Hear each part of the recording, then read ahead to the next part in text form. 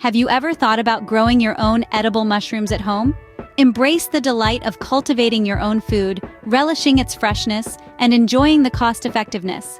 It's like having a mini farmer's market right at your doorstep. Believe it or not, it's quite simple to get started.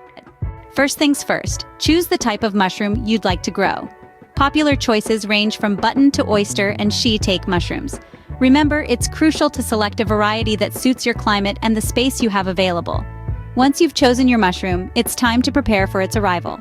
Mushrooms need a nutritious base or substrate to grow.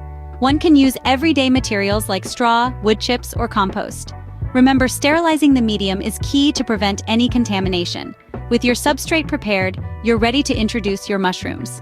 Now comes the exciting part, planting your mushrooms. Introduce your chosen mushroom spores or spawn to their new home, the substrate we prepared earlier.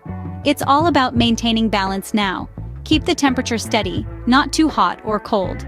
Make sure your mushrooms stay hydrated but avoid waterlogging. A little light can do wonders for their growth, but they're not sun worshippers.